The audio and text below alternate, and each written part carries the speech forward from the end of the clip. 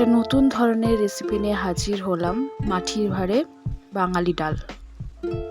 এটা হচ্ছে আমাদের বাঙালিদের একদম সিম্পল একটা ডাল, কিন্তু সেটাকে একটু অন্যরকমভাবে বানানোর চেষ্টা। ডালটা আমি বানাবো উনানে আর মাটির হাঁড়িতে। তার জন্য আমি নিলাম একটা হাঁড়ির মধ্যে কিছুটা জল আর ধুয়ে রাখা ডাল, পেঁয়াজ কুচি করা টমেটো আর এখন দিয়ে দেবো কিছু গোটা কাঁচা লঙ্কা দেওয়া হয়ে গেলে ও এটাকে ঢেকে রেখে দেবে। রান্নাটা করছিল আমার হাজবেন্ড, ও খুব ভালো রান্না করতে পারে, তাই আজকে ওকে রান্নার দায়িত্বটা আমি দিয়েছি। আর এখন যে গাছগুলো দেখতে পাচ্ছ সেগুলো হচ্ছে আমাদের ছাদ বাগানের গাছ। এগুলো কিন্তু ওই সব কিছু লাগিয়েছে, আর ওই কিন্তু রোজ দেখাশোনা করে। দেখো কত সুন্দর বেগুন ধরেছে আমাদের গাছে।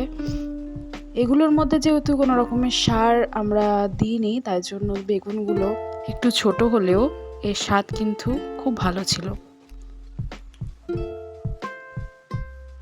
এখন ডালটা প্রায় সেদ্ধ হচ্ছে, মাঝে মাঝে আমরা ঢাকনাটা উঠিয়ে দেখে নিচ্ছি যে ডাল সিদ্ধ হচ্ছে কত দূর। তারপরে আমরা কিছু পরিমাণে লবণ আর হলুদ গুঁড়ো দিয়ে দেব। আসলে ডালটা রান্না করতে গিয়ে অনেক জনাই ছিল, যেমন আমার হাজবেন্ড ছিল, শাশুড়ি ছিল, আরও একজন কাকিমা ছিল। সবাই মিলে কিন্তু আমরা এই পিকনিক মতো একটা করছিলাম। দেখো এখন ডালটা নামানোর পরেও কিন্তু কীরকমভাবে ফুটে যাচ্ছে, কতটা হিট হয়ে গেছে এটা। আচ্ছা, এরপর হচ্ছে আমরা দিয়ে নেব কিছু ফোড়ন।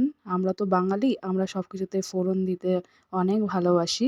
তো এখানে শুকনো লঙ্কা আর 5 ফোড়ন দিয়ে কিছু কুচি করা পেঁয়াজ দিয়ে দিল, আর এখন দিয়ে দিচ্ছে কিছু কুচি করে রসুন, যেগুলো ভালো মতো একটু ফ্রাই হয়ে গেলে আমরা কিন্তু ওর মধ্যে ফোড়নটা ঢেলে দেবো। এই ডালটা আমি আসলে ডাল খাই না, কিন্তু যখন ডালটা খেয়েছিলাম সেদিন কিন্তু আমার অসাধারণ লেগেছিল। ডালটা সত্যি খুব সুন্দর হয়েছিল। মাটির হাঁড়ির একটা স্মোকিনেস একটা ছিল, একটা গন্ধ ছিল মাটির হাঁড়ির, যেটা কিন্তু ডালটার স্বাদটাকে আরও দ্বিগুণ করে দিয়েছিল। দেখতে দেখতে কিন্তু ডালটা আমরা বানিয়ে ফেলেছিলাম এবং খেতে এটা দুর্দান্ত হয়েছিল।